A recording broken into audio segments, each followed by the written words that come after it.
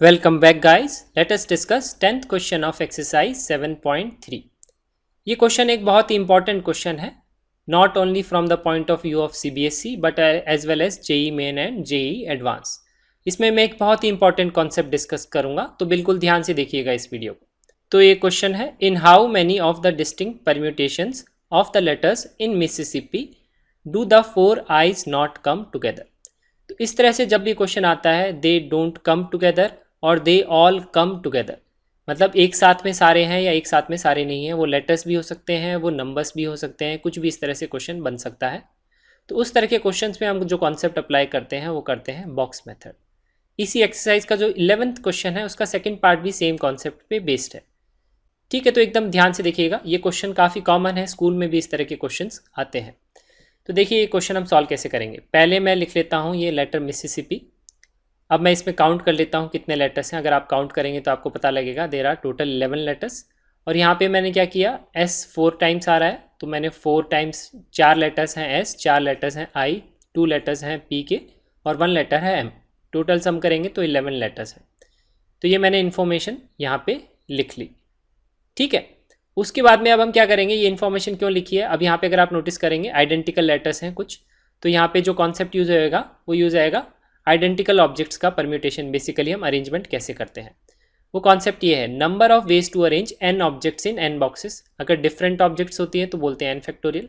लेकिन n objects में से कुछ ऑब्जेक्ट्स अगर आइडेंटिकल हैं, जैसे पी ऑब्जेक्ट्स आइडेंटिकल हैं, क्यू ऑब्जेक्ट्स अलग आइडेंटिकल हैं और आर ऑब्जेक्ट्स अलग आइडेंटिकल हैं, तो उसका फॉर्मूला होता है n factorial divided by p factorial, q factorial and r factorial. ठीक है, तो यहाँ पे देखिए अगर आप नोटिस करेंगे तो यहाँ पे 4 लेटर्स हैं एस के, 4 लेटर्स हैं आई के और 2 लेटर्स हैं पी के. तो अगर मुझे इसमें मैं पहले सबसे पहले मैं निकालता हूँ 4, बेसिकली मैं निकालता हूँ 11 लेटर वर्ड्स कितने बनेंगे. तो पहले मैं निकालता हूँ टोटल 11 लेटर वर्ड्स. तो मुझे 11 वर्ड्स का ही लेटर बनाना है, सॉरी 11 लेटर्स का ही वर्ड बनाना है. तो मेरे पास क्या है, 11 बॉक्सेस हैं, 11 लेटर्स हैं. तो सेम देखिए एन ऑब्जेक्ट्स एन बॉक्सेस, लेकिन कुछ आइडेंटिकल हैं. तो यहाँ पे अगर हम यही कॉन्सेप्ट लगाएंगे तो न्यूमरेटर में आएगा 11 फैक्टोरियल, डिनोमिनेटर में आएगा 4 फैक्टोरियल, 4 फैक्टोरियल, 2 फैक्टोरियल. ये कहाँ से आया, क्योंकि 4 आइडेंटिकल ऑब्जेक्ट्स हैं एस, 4 आइडेंटिकल ऑब्जेक्ट्स हैं आई और 2 आइडेंटिकल ऑब्जेक्ट्स हैं पी.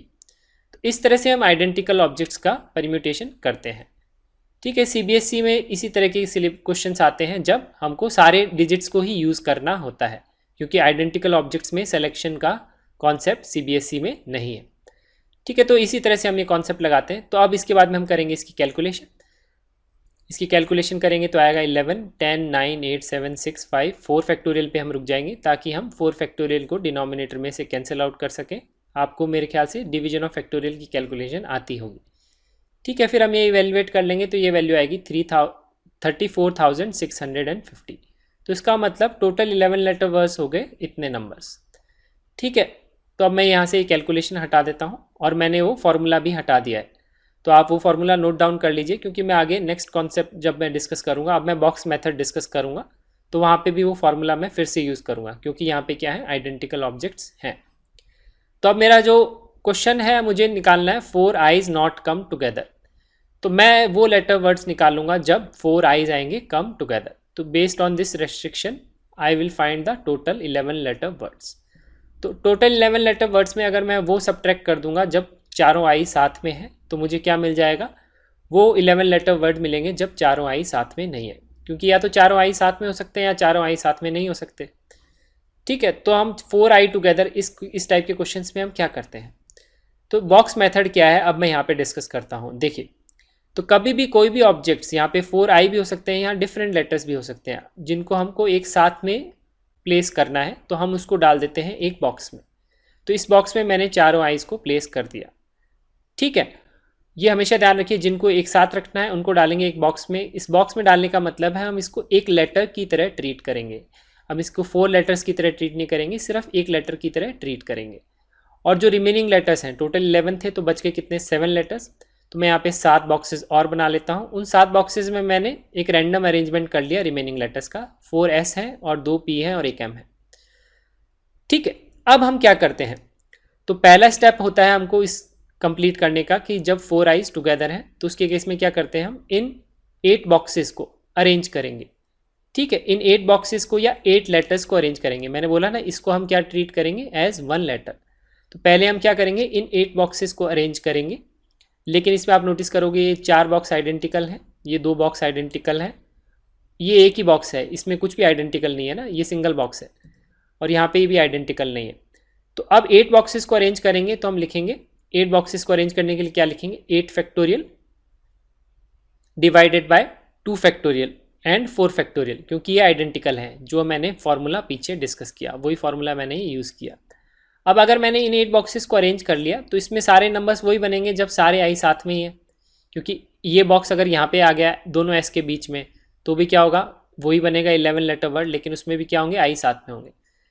अब जो नेक्स्ट स्टेप होता है, हम क्या करते हैं, ये जिस बॉक्स में हमने सारे लेटर्स को पुट किया है उस बॉक्स में हम इंटरनल अरेंजमेंट करते हैं लेटर्स का, मतलब इन लेटर्स का आपस में अरेंजमेंट करेंगे। तो यहाँ पे कितने लेटर्स हैं, 4 लेटर्स हैं। इनका इंटरनल अरेंजमेंट अगर हम करेंगे तो लिखेंगे हम I will arrange 4i in the blue box. उसके लिए हम लिखेंगे 4 factorial divided bye 4 factorial. Divide by 4 factorial क्यों है, क्योंकि चारों ऑब्जेक्ट्स आइडेंटिकल हैं। तो यहाँ पे तो ये वैल्यू 1 ही आ रही है। अगर आप 11th क्वेश्चन का सेकंड पार्ट देखेंगे तो उसमें ये वैल्यू 1 नहीं आएगी। तो ये नेक्स्ट स्टेप होता है, हम क्या करते हैं, अंदर इंटरनल अरेंजमेंट करते हैं बॉक्स के अंदर, ये ध्यान रखिए। तो पहले हम क्या करते हैं, जिनको टुगेदर करना है उनको डालते हैं एक बॉक्स में, रिमेनिंग लेटर्स को सिंगल लेटर्स की तरह ट्रीट करके और इसको एक लेटर की ट्रीट करके टोटल 8 लेटर्स उनका करते हैं हम अरेंजमेंट। उसमें जो आइडेंटिकल है उससे हम डिवाइड करते हैं। फिर उसके बाद में जो एक बॉक्स में हमने सारे लेटर्स को जिनको एक साथ रखना है उसके अंदर करेंगे हम इंटरनल अरेंजमेंट। अब ये आगे total number of ways of arranging 8 boxes, और फिर आ गया आइज को इंटरनली अरेंज करने के टोटल नंबर ऑफ वेज। इसको अगर हम मल्टीप्लाई करेंगे यूजिंग मल्टीप्लिकेशन प्रिंसिपल तो हमारे बनेंगे टोटल 11 लेटर वर्ड्स जिसमें 4 आइज आर टुगेदर। तो ये कैलकुलेशन मैं यहाँ पे नहीं करूँगा, अगर आप ये कैलकुलेशन करेंगे तो ये वैल्यू आएगी 840। तो अगर मुझे निकालना है टोटल 11 लेटर्स वर्ड जिसमें 4 आइज आर नॉट टुगेदर, वो क्या होंगे, तो इस टोटल नंबर्स में से मैं सब्ट्रैक्ट कर दूंगा 840 को, तो वो आ जाएगा 33,810।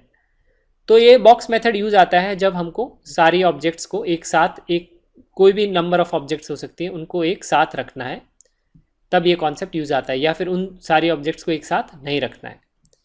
ठीक है, तो ये एक इंपॉर्टेंट कॉन्सेप्ट है। So this concludes the solution of this question. Thank you so much for watching this video and don't forget to subscribe to our channel and like this video.